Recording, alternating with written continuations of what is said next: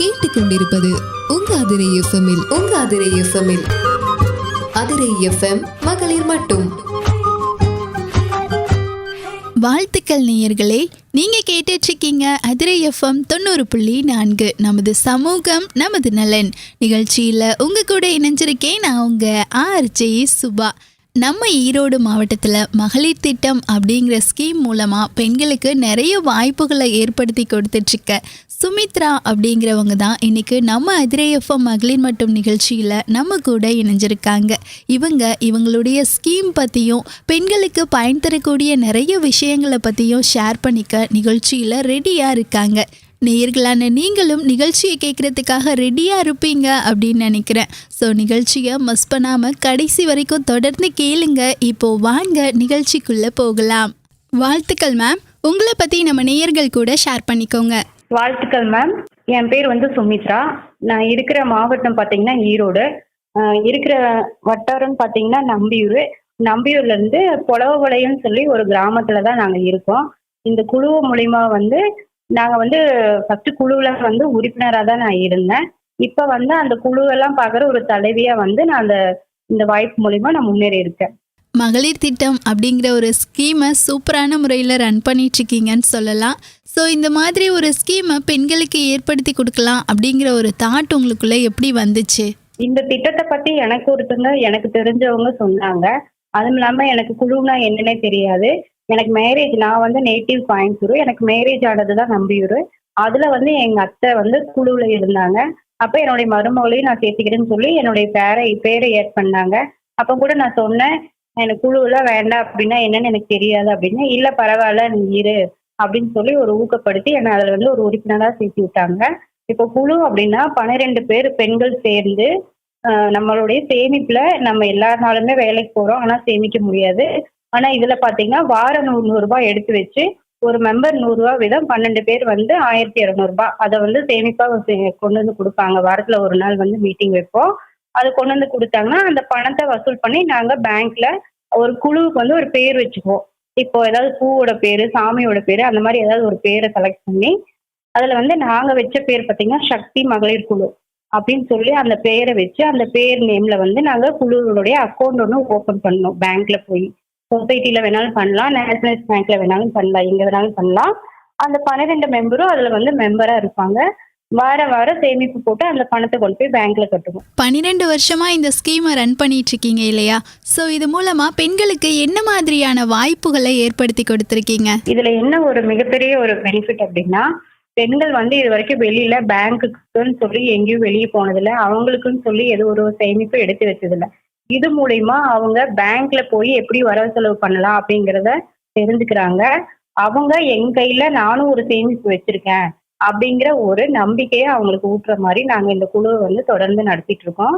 இதுல இது மூலியமா அவங்க பெண்கள் விழிப்புணர்வோட வேலைக்கு போற காசுல மீதி பண்ணி அதை நம்ம குழுவா சேர்த்தி அக்கௌண்ட்ல போட்டு வைக்கணுங்கிற ஒரு எண்ணம் அவங்களுக்குள்ளார உருவாயிருக்கு. நீங்க ரன் பண்ணிட்டு இருக்க மகளிர் திட்டம் மூலமா பெண்களுக்கு நிறைய வாய்ப்புகளை ஏற்படுத்தி கொடுத்துட்டு இருக்கீங்க.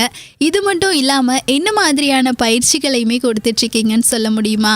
அவங்களுக்கு அந்த 12 பேரும் சேர்ந்து அவங்க என்ன பண்ணணும், எந்த மாதிரியான அதாவது வாரம் ஒருக்கா கூட்டம் நடத்தணும், எல்லாரும் கூட்டத்துல வந்துதான் அந்த சேமிப்பு பணம் கொடுக்கணும்.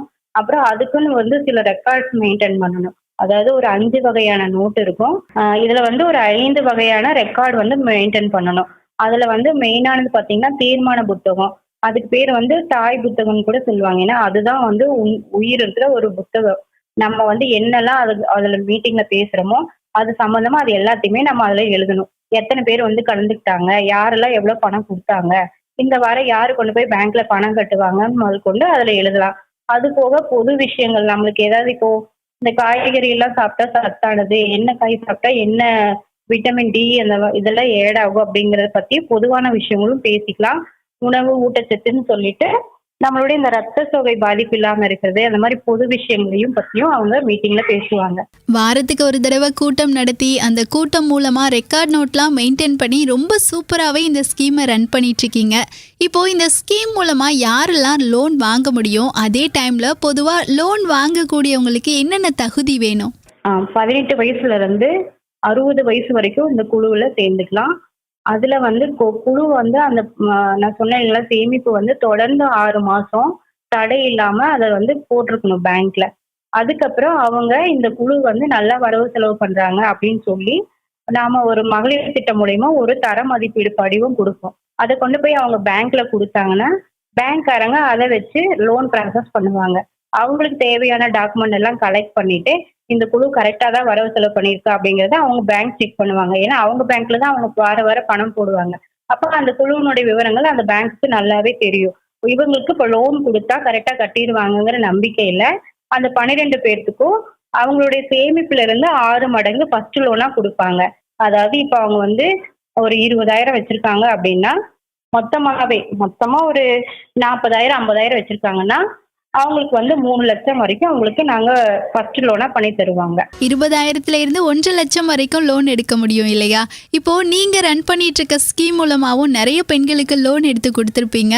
ஸோ எத்தனை பெண்களுக்கு லோன் எடுத்து கொடுத்துருக்கீங்க? அதே டைம்ல எத்தனை பேர் பயனடைஞ்சிருக்காங்க? நாங்க வந்து நம்ம வட்டாரத்துல மட்டும் மொத்தம் 500 குழு நாங்க பார்த்துட்டு இருக்கோம்.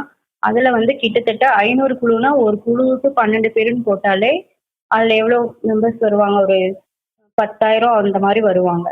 அந்த மெம்பர்களுக்கு வந்து இது அவங்க என்ன தொழில் செய்றாங்களோ அதுக்கு தகுந்த மாதிரி அவங்களுக்கு வந்து இப்ப பெட்டி கடை வச்சிருந்தாங்கன்னா அவங்களுக்கு ஒரு 50,000 லோன் கொடுத்தா அதுக்குண்டான பொருளை வாங்கி அவங்களுடைய வாழ்வாதார மேம்பாட்டுக்காக கொடுப்போம். இதே ஒருத்தவங்க டெய்லர் மிஷின் வச்சிருக்காங்க அப்படின்னா அவங்களுக்கு வந்து மறுபடியும் இன்னொரு எக்ஸ்ட்ரா ஒரு மிஷின் வாங்கினா நான் இன்னும் வந்து பெஸ்டா செய்வேன், என்னுடைய வருமானம் இன்னும் கொஞ்சம் இன்க்ரீஸ் ஆகும் அப்படின்னு நினைச்சு அவங்க தொழில் கடன் கேட்டாங்கன்னா அவங்களுக்கு நாங்க அமௌண்ட் பண்ணி கொடுப்போம். இந்த மாதிரி அவங்களுடைய வாழ்வாதாரத்தை உயர்த்துக்காக மட்டும்தான் நாங்க கடனை பண்ணித்தரோம். நீங்க வந்து இந்த ஸ்கீம் மூலமா பெண்களுக்கு லோன்லாம் எடுத்து கொடுக்கறதுனால இந்த கொஸ்டின் கேட்குறேன். பொதுவாக பெண்களுக்கு பார்த்தீங்கன்னா நிறைய தேவைகள் இருக்கும். ஸோ அந்த தேவைகளை பூர்த்தி செய்யறதுக்காக பெண்கள் லோன் வாங்கணும் அப்படின்னா யார்கிட்ட போய் கேட்கறது? அந்த அமைப்புல வந்து எல்லா ஒரு டிஸ்ட்ரிக்ட்லயும் இருக்கு. அதனால அவங்க அந்த மகளிர் திட்டம் மகளிர் மேம்பாட்டு திட்டம்னு சொல்லி அமைப்பு இருக்கு. மேக்சிமம் பாத்தீங்கன்னா கலெக்டர் ஆபீஸ்க்கு பக்கத்துலயே அந்த ஆபீஸ் இருக்கும். அது மூலியமா இப்ப எல்லாமே ஆன்லைன்லங்கிறதுனால நீங்க ஆன்லைன்ல போட்டு பார்த்தாலே அந்த இது வந்துடும். மகளிர் மேம்பாட்டு திட்டம் அப்படின்னு போட்டீங்கன்னாவே எந்தெந்த பிளாக்ல எந்தெந்த ஊர்ல என்னென்ன இதுல ஸ்கீம்ல எல்லாம் இருக்கு அப்படிங்கறத கொண்டு எல்லாமே வந்துடும். Super ma'am. பெண்களுடைய வளர்ச்சிக்கு ஏற்ற மாதிரி ஒரு சூப்பரான தகவலை இந்த தருணத்தில் ஷேர் பண்ணீங்க. இன்னுமே உங்களுடைய வளர்ச்சிக்கு ஃப்யூச்சரில் இதெல்லாம் இருந்தால் நல்லாயிருக்கும், இதெல்லாம் செய்யணும் அப்படிங்கிற ஒரு புது ஐடியா, அப்புறம் அடுத்த கட்ட பிளானுங்கிறதெல்லாம் இருக்கா? அடுத்த கட்டன்னு பார்த்தீங்கன்னா இப்போ எல்லாமே ஆன்லைன் ஆயிடுச்சு. இப்போ ஒரு பொருளை வந்து விற்பனை செய்யணும்னா முதல்லலாம் வந்து சந்தைக்கு போனால் வாங்கிட்டு வரலாம் அப்படிங்கிற மாதிரி இருக்கும். ஆனால் இப்போ இருக்கிற காலகட்டத்தில் வீட்டில் இருந்தே ஆன்லைனில் அவங்க ப்ராடக்ட் வந்து பர்ச்சேஸ் பண்ணுறாங்க. ஸோ அப்படி இருக்கும்போது அந்த தொழில் செய்யறவங்களுக்கு அந்த அந்த தொழில் செஞ்சு அது மூலியமா வரக்கூடிய அந்த பொருளை விற்பனை செய்யறதுக்கு அவங்களுக்கு வந்து எப்படி சேல்ஸ் பண்ணலாம் ஆன்லைன்ல அப்படிங்கிறத நாங்க இன்னும் தெளிவுபடுத்தி அவங்கள அந்த பேக்கிங், பிராண்டிங், லேபிள் அப்படின்னு சொல்லுவாங்க. மதி பிராண்டுன்னு சொல்லி எங்களுடைய பிராண்ட் பார்த்தீங்கன்னா மதின்னு சொல்லி வரும். அந்த லேபிள் மூலியமா அந்த லேபிள பிராண்டை வச்சு அவங்க ஆன்லைன்ல நாங்க மதி ப்ராடக்ட்டுக்கு கீழே இந்த குழு பேர்ல இந்த மெம்பர் வந்து இந்த தொழில் செஞ்சு இந்த பொருளை வந்து ப்ராடக்ட் பண்றாங்க, நீங்க இவங்களுக்கு வந்து பர்ச்சேஸ் பண்ணிக்கோங்க அப்படின்னு சொல்லி அடுத்த கட்ட லெவலுக்கு நாங்க போறதுக்கு பிளான் பண்ணிருக்கோம். நிச்சயமா மேம். உங்களுடைய இந்த அடுத்த கட்ட பிளான் சக்ஸஸ் ஆகிறதுக்கு அதிரை எஃப்எம் சார்பாக பெரிய பெரிய வாழ்த்துக்களை தெரிவிச்சுக்கிட்டோம். இப்போது அடுத்ததாக எந்த ஒரு பெண்ணுமே ஒரு செயலை செய்யும் போது அவங்களுக்கு ஃபேமிலி சப்போர்ட்டுங்கிறது இந்த சமுதாயத்தில் அவசியமான ஒன்றா இருக்கும். ஸோ உங்களுக்குமே இந்த ஸ்கீமை தொடங்குறதுக்கு அதே டைமில் இந்த ஸ்கீமை ரன் பண்ணுறதுக்கு ஃபேமிலி சப்போர்ட்லாம் எப்படி இருந்துச்சு? ஃபேமிலி சப்போர்ட்டுன்னு பார்த்தீங்கன்னா நான் கல்யாணம் ஆனதுக்கப்புறம் என் பாப்பா என்னுடைய குழந்தை வந்து 6 மாச குழந்தைய விட்டுட்டு தான் நான் இந்த வேலைக்கு வந்தேன். அப்போ எங்க வீட்டுல எங்க அத்தை இருந்தங்காட்டி தான் நான் இவ்வளவு இந்த அளவுக்கு 12 வருஷமா நான் இந்த ஃபீல்டுக்குள்ளார என்னால வேலை செய்ய முடிஞ்சது. அதனால வீட்டுல இருக்கிறவங்களும் நம்ம பெரியவங்களாகட்டும் நம்ம கணவராகட்டும் சரி நீ பண்ணு உன்னால முடியும் அப்படின்னு ஊக்கப்படுத்தி தான் எங்களை வெளியே அனுப்பிச்சாங்க. நாங்களும் அதுக்கு தகுந்த மாதிரி வெளியில வந்து 7,000 ரூபாய் சம்பளத்துக்கு வந்த நாங்க இன்னைக்கு வந்து 15,000, 18,000, 20,000 வரைக்கும் சம்பாதிக்கிறோம். அது இல்லாம நாங்க சொன்ன லோன் வந்து நாங்களும் குழுவில் இருக்கிறதுனால எங்களுக்கும் அந்த லோன் கிடைக்கும். இன்னைக்கு நான் வந்து 1,00,000 ரூபாய் லோன் வாங்கி எங்க வீட்டுக்கார கையில இந்தாங்க, நான் வாங்கின குழுவில் மூலியமா நான் இது வாங்கியிருக்கேன், நான் இந்த செலவு பண்ண போறேன், நீங்க எதுக்காக வேணாலும் வச்சுக்கோங்கன்னு சொல்லி தைரியமா கொடுக்குற அளவுக்கு நான் டெவலப் ஆயிருக்கேன். அதனால ஃபேமிலி சப்போர்ட் கண்டிப்பா வேணும். ஃபேமிலி சப்போர்ட்டோட ஒரு பெண்ணா இந்த ஸ்கீமை 12 இயர்ஸாக ரன் பண்ணிட்டு இருக்கீங்க இல்லையா? ஸோ இந்த 12 இயர்ஸ்லையுமே நீங்கள் கடந்து வந்தப்போ நிறைய சவால்களையும் கஷ்டங்களையும் கடந்து வந்திருப்பீங்கன்னு நினைக்கிறேன். ஸோ நீங்கள் கடந்து வந்த அந்த ஸ்ட்ரகிள்ஸை பற்றி இப்போ ஷேர் பண்ணுங்க. சவால்கள்னு பார்த்தா நம்ம ஒவ்வொருத்தருக்கு ஒருத்தர் போட்டிகள் பொறாமைகள் அந்த மாதிரி இருக்கும். இவன் எப்படி இப்போ முன்னாடி போய் இப்படி இந்த அளவுக்கு டெவலப் ஆகலாம் அப்படிங்கிற மாதிரி ஒரு சிலர் பேசுவாங்க. ஒரு சிலர் வந்து வீட்டில் இருக்கிறவங்களுக்கு சொல்லி தருவாங்க. ஆனா அந்த மாதிரிலாம் அந்த தடைகள் எல்லாம் மீறி இன்னொருத்தவங்க நான் செய்யற பொருளவே இன்னொருத்தவங்களும் செய்வாங்க. அவங்கள விட பெஸ்டா செய்யணும்னு நான் நினைச்சு என்னுடைய முழு ஈடுபாட்டோட நான் செஞ்சுங்காட்டி தான் நான் இந்த அளவுக்கு வளர்ச்சி அடைய முடிஞ்சது. என்னதான் இந்த பயணத்தில் 12 இயர்ஸாக உங்களுக்கு நிறைய ஸ்ட்ரகிள்ஸ் இருந்தாலும் அது எல்லாத்தையும் தாண்டி இன்னொரு பக்கம் உங்களை சந்தோஷப்படுத்துகிற வகையில் ப்ரௌடான மொமெண்ட்லாம் இருந்திருக்கும் இல்லையா? அந்த மொமெண்ட்டை பற்றி ஷேர் பண்ணுங்க. கண்டிப்பா மேம், இது கண்டிப்பா நம்ம சொல்லி ஆகணும். ஏன்னா நாம வந்து ஒரு சமுதாயத்துல வந்து நம்மளுடைய சொந்தக்காரங்களும் நம்மளை வந்து பார்க்க வருவாங்க, நம்மளுக்கு சுத்தி இருக்கிறவங்களும் நம்மளை பார்ப்பாங்க. நம்ம ஆரம்ப ஸ்டேஜ்ல ஒண்ணும் இல்லாத போது இருக்கும்போது நம்மளை யாரும் கண்டுக்க மாட்டாங்க.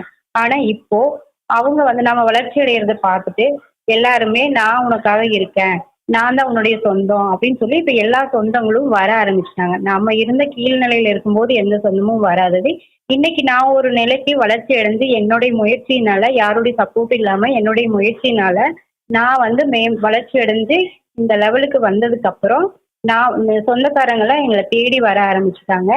இதனால வந்து ஒரு பக்கம் உறவுகள் நீடிக்க ஆரம்பிச்சுது. மற்றபடி பொருளாதாரத்துல மேம்பாடு அடையும் போது எங்களை சுத்தி இருக்கிறவங்க எங்களுக்கு ஒரு மதிப்பு கொடுத்தாங்க. ஓ, இவங்க சொன்னா இப்படி கரெக்டா இது நடக்கும், இவங்க கிட்ட கேட்டு நம்ம இதை பண்ணலாம் அப்படிங்கிற லெவல்ல நாங்க வந்திருக்கோம். உங்களுடைய இந்த ஜேர்னியில் இருக்கக்கூடிய ஸ்ட்ரகிள்ஸை பற்றியும் அதே டைமில் ப்ரௌடான மொமெண்ட்டை பற்றியுமே ஷேர் பண்ணீங்க. இப்போது அடுத்த கொஸ்டினா, லோன் அப்படிங்கிறப்போ எல்லாருக்குமே இது சரியாக வருமா அப்படிங்கிற ஒரு நம்பிக்கை தராத மாதிரியே டவுட்லேயே இருப்பாங்க. அந்த வகையில் நீங்கள் இந்த ஸ்கீமை ஸ்டார்ட் பண்ணப்போ இதுக்கான வரவேற்பெல்லாம் மக்கள் மத்தியில் எப்படி இருந்துச்சு? இதுல முக்கியமா சொல்லணும்னு பார்த்தா, நேற்று ஒரு கலெக்டர் மீட்டிங்ல கூட நான் போயிருந்தேன். அதுல ஒரு கலெக்டர் சார் சொன்ன ஒரு விவரங்களை நான் சொல்றேன். என்ன அப்படின்னா, ஒரு நபருக்காக பேங்க்ல யாருமே வந்து இப்போ நம்பி லோன் தரதில்ல. இதே 12 பேர் பெண்கள் சேர்ந்து மகளிர் குழு மூலியமா போய் நீங்க லோன் வாங்கினா எந்த ஒரு டாக்குமெண்டேஷனும் கூட இல்லாம உங்களை நம்பி லோன் தராங்க. என்ன காரணம் அப்படின்னா, ஒருத்தர் வந்து லோன் கட்டலினாலும் மீதி இருக்கிற 11 பேரும் அவங்க கிட்ட போய் சொல்லி அவங்களுக்கு கண்டிப்பா கட்டி ஆகணும்னு சொல்லி எல்லாத்தையும் வசூல் பண்ணி எந்த ஒரு என்பிஏ அதாவது வாராக்கடன் இல்லாம குழுவுனா இவங்க கரெக்டா கட்டிடுறாங்க, 12 பேர் சேர்ந்தா மட்டும்தான் இந்த லோன் நாங்க தருவோம் அப்படிங்கிற சொல்ற அளவுக்கு மேம்பாடு அடைஞ்சிருக்கு. நிறைய ஸ்ட்ரகிள்ஸை தாண்டி ஒரு ஸ்கீமை மெயின்டைன் பண்ணுற அளவுக்கு ஒரு பெண்ணாக நல்ல வளர்ச்சி அடைஞ்சிருக்கீங்கன்னு சொல்லலாம். அதனால இந்த கொஸ்டின் கேட்குறேன், நீங்கள் என்ன படிச்சிருக்கீங்க மேம்? நான் வந்து கல்யாணம் பண்ணும்போது நான் 12வது தான் படிச்சிருந்தேன். இந்த வேலைக்கு வந்ததுக்கு அப்புறம் இதுல வந்து எனக்கு இன்ட்ரெஸ்ட் அதிகமானதுனால சரி நான் மறுபடியும் மேற்கொண்டு ஒரு டிகிரி படிக்கலாம் அப்படின்னு சொல்லி பிகாம் டிகிரி பண்ணி முடிச்சிருக்கேன் மேம். Super ma'am. பிகாம் படிச்சுட்டு நாமளும் இந்த மாதிரி ஒரு ஸ்கீமை ஸ்டார்ட் பண்ணலாம் அப்படிங்கிற ஒரு தாட் உங்களுக்குள்ள எப்படி வந்துச்சு? அடுத்தடுத்து தெரிஞ்சுக்கணும்னா கொஞ்சம் நாலேஜும் ஆட் பண்ணிக்கணும் அப்படிங்கிற விவரத்தை நான் இந்த மகளிர் திட்டம் மூலியமா தெரிஞ்சுக்கிட்டேன். ஏன்னா 12வதுனா அந்த லெவலுக்கு நம்மளுக்கு என்ன தெரியுமோ அதை மட்டும் தான் நம்ம சொல்ல முடியும். நம்ம அறிவையும் வளர்த்துக்கிட்டு நம்ம வந்து மேம்பாடு அடையணும்னா இன்னும் கொஞ்சம் நம்ம படிப்பறிவு சேர்த்திக்கணும். அப்பதான் அது மூலியமா ஏதாவது இப்போ பிகாம்னா அதுல வந்து பாத்தீங்கன்னா வணிகவியல் அந்த சம்பந்தமா தான் வரும். அப்ப நம்ம இருக்கிறதும் அது சார்ந்த மாதிரி தொழில் செய்யக்கூடிய மக்களை வந்து சந்திச்சு அவங்களுக்கு தொழில் மேம்பாடு அடையிறதுக்காக தான் நம்ம அதை பண்ண போறோம். அதனால அதையும் அந்த படிப்பு மூலியமாவும் கத்துக்கிட்டு நம்ம அனுபவம் அறிவு மூலியமாவும் கத்துக்கிட்டு அவங்களுக்கு குழு மக்களுக்கு சேவை செய்யணும் அப்படிங்கிற முடிவுக்காக நாங்கள் அதை கற்றுக்கிட்டேன். குழு மக்களோட வளர்ச்சியை அதிகரிக்கணும் அப்படிங்கிறதுக்காகவே இந்த ஸ்கீமை ஸ்டார்ட் பண்ணியிருக்கீங்க.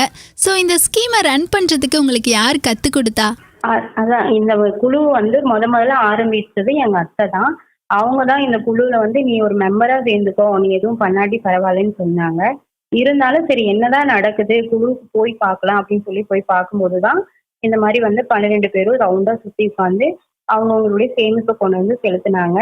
இதை பார்த்தது எனக்கு இந்த இதுல வந்து இன்ட்ரெஸ்ட் ஆகி சரி நம்ம மேற்கொண்டு இந்த குழுவை நாமளே தொடர்ந்து நடத்தலாம்னு சொல்லி வார சேமிப்பு வாங்குறது, பேங்க் போறது, அதுல தொழில் செய்யறவங்க இப்ப 12 பேர் இருக்காங்கன்னா 12 பேருமே தொழில் செய்ய மாட்டாங்க. 2 பேர் பெட்டி கடை வச்சிருப்பாங்க, 2 பேர் ஆடு மாடு வச்சிருப்பாங்க, மீதி 4 பேர் வேலைக்கு போவாங்க கூலி வேலைக்கு. அந்த மாதிரி இருக்கிறவங்கள அதுல வந்து கணவனால் கைவிடப்பட்டவங்க, மாற்றுத்திறனாளி இப்படி இருக்கிறவங்களுக்கும் வந்து இந்த ஸ்கீம் மூலியமா என்னென்ன இருக்கோ அதையெல்லாம் நாங்க கண்டுபிடிச்சு அதை வந்து அவங்களுக்கு பண்ணி கொடுத்தோம். மெயினா பாத்தீங்கன்னா இதுல வந்து டாய்லெட் வசதி எல்லா வீடா இருக்கணும் அப்படிங்கிற ஒரு ஸ்கீம் கொண்டு வந்தாங்க.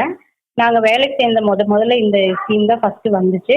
அதை வந்து நாங்க எல்லாத்துக்கும் பண்ணி கொடுத்தோம். எங்க குழு மக்களுக்கு முதல்ல ஃபர்ஸ்ட் ப்ரிஃபரன்ஸா கொடுத்து அவங்க எல்லா வீடுக்கும் கட்டி அவங்க அதை பயன்படுத்த ஆரம்பிச்சாங்க.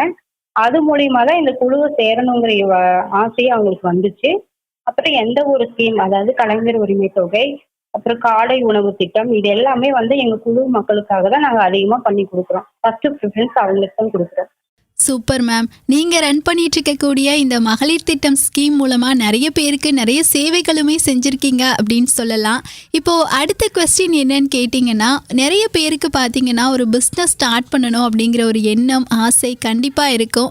ஸோ அந்த வகையில் இப்போ ஒருத்தர் பிஸ்னஸ் ஸ்டார்ட் பண்ணுறாங்க அப்படின்னா அவங்களுக்கு நீங்கள் சொல்லக்கூடிய ஆலோசனைகள் என்னவா இருக்கும்? வந்து புதுசாக போய் ஒரு தொழில் கற்றுக்கணும் அப்படின்னா அவங்களுக்கு தெரியாது. ஆல்ரெடி அவங்க பாரம்பரியமா செய்யற தொழில்ல அவங்க அதுல வந்து வளர்ச்சி அடையணும். இப்ப பாத்தீங்கன்னா நிலக்கடலை விளைவிக்கிறாங்க.